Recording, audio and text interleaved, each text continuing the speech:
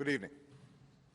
Tonight, I can report to the American people and to the world that the United States has conducted an operation that killed Osama bin Laden, the leader of al-Qaeda, and a terrorist who's responsible for the murder of thousands of innocent men, women, and children. It was nearly 10 years ago that a bright September day was darkened by the worst attack on the American people in our history. The images of 9/11 are seared into our national memory. Hijacked planes cutting through a cloudless September sky, the Twin Towers collapsing to the ground, black smoke billowing up from the Pentagon, the wreckage of Flight 93 in Shanksville, Pennsylvania, where the actions of heroic citizens saved even more heartbreak and destruction. And yet we know that the worst images are those that were unseen to the world.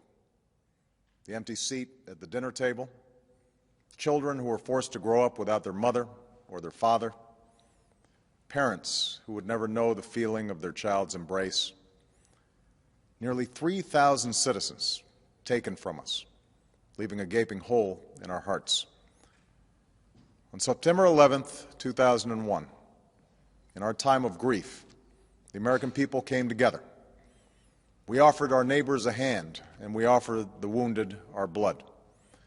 We reaffirmed our ties to each other and our love of community and country. On that day, no matter where we came from, what God we prayed to, or what race or ethnicity we were united as one American family. We were also united in our resolve to protect our nation and to bring those who committed this vicious attack to justice.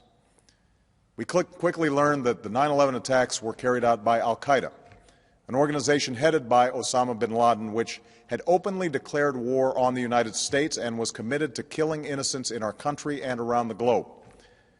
And so we went to war against al-Qaeda to protect our citizens, our friends, and our allies. Over the last 10 years, thanks to the tireless and heroic work of our military and our counterterrorism professionals, we've made great strides in that effort. We've disrupted terrorist attacks and strengthened our homeland defense. In Afghanistan, we removed the Taliban government, which had given bin Laden and al-Qaeda safe haven and support. And around the globe, we worked with our friends and allies to capture or kill scores of al-Qaeda terrorists, including several who were a part of the 9/11 plot. Yet Osama bin Laden avoided capture and escaped across the Afghan border into Pakistan. Meanwhile, al-Qaeda continued to operate from along that border and operate through its affiliates across the world. And so shortly after taking office, I directed Leon Panetta, the director of the CIA, to make the killing or capture of bin Laden the top priority of our war against al-Qaeda, even as we continued our broader efforts to disrupt, dismantle, and defeat his network. Then, last August, after years of painstaking work by our intelligence community, I was briefed on a possible lead to bin Laden. It was far from certain, and it took many months to run this thread to ground. I met repeatedly with my national security team as we developed more information about the possibility that we had located bin Laden hiding within a compound deep inside Pakistan. And finally, last week, I determined that we had enough intelligence to take action and authorized an operation to get Osama bin Laden and bring him to justice. Today, at my direction, the United States launched a targeted operation against that compound in Abbottabad, Pakistan. A small team of Americans carried out the operation with extraordinary courage and capability. No Americans were harmed. They took care to avoid civilian casualties. After a firefight, they killed Osama bin Laden and took custody of his body. For over 2 decades, bin Laden has been al-Qaeda's leader and symbol, and has continued to plot attacks against our country and our friends and allies. The death of bin Laden marks the most significant achievement to date in our nation's effort to defeat al-Qaeda. Yet his death does not mark the end of our effort. There is no doubt that al-Qaeda will continue to pursue attacks against us. We must and we will remain vigilant at home and abroad. As we do, we must also reaffirm that the United States is not and never will be at war with Islam. I've made clear, just as President Bush did shortly after 9/11, that our war is not against Islam. Bin Laden was not a Muslim leader. He was a mass murderer of Muslims. Indeed, al-Qaeda has slaughtered scores of Muslims in many countries, including our own. So his demise should be welcomed by all who believe in peace and human dignity. Over the years, I've repeatedly made clear that we would take action within Pakistan if we knew where bin Laden was. That is what we've done. But it's important to note that our counterterrorism cooperation with Pakistan helped lead us to bin Laden and the compound where he was hiding. Indeed, bin Laden had declared war against Pakistan as well and ordered attacks against the Pakistani people. Tonight, I called President Zardari, and my team has also spoken with their Pakistani counterparts. They agree that this is a good and historic day for both of our nations. And going forward, it is essential that Pakistan continue to join us in the fight against al-Qaeda and its affiliates. The American people did not choose this fight. It came to our shores and started with the senseless slaughter of our citizens. After nearly 10 years of service, struggle, and sacrifice, we know well the costs of war. These efforts weigh on me every time I, as Commander-in-Chief, have to sign a letter to a family that has lost a loved one, or look into the eyes of a service member who's been gravely wounded.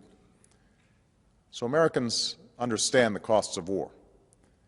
Yet, as a country, we will never tolerate our security being threatened, nor stand idly by when our people have been killed. We will be relentless in defense of our citizens and our friends and allies. We will be true to the values that make us who we are. And on nights like this one, we can say to those families who have lost loved ones to al-Qaeda's terror, justice has been done. Tonight, we give thanks to the countless intelligence and counterterrorism professionals who've worked tirelessly to achieve this outcome.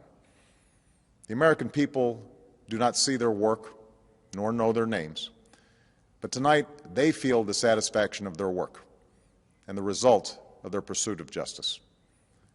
We give thanks for the men who carried out this operation, for they exemplify the professionalism, patriotism, and unparalleled courage of those who serve our country. And they are part of a generation that has borne the heaviest share of the burden since that September day. Finally, let me say to the families who lost loved ones on 9/11 that we have never forgotten your loss, nor wavered in our commitment to see that we do whatever it takes to prevent another attack on our shores. And tonight, let us think back to the sense of unity that prevailed on 9/11. I know that it has at times frayed. Yet today's achievement is a testament to the greatness of our country and the determination of the American people. The cause of securing our country is not complete, but tonight we are once again reminded that America can do whatever we set our mind to. That is the story of our history.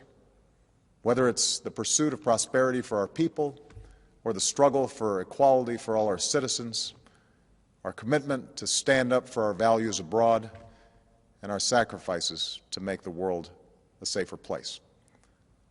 Let us remember that we can do these things not just because of wealth or power, but because of who we are. One nation, under God, indivisible, with liberty and justice for all. Thank you. May God bless you, and may God bless the United States of America.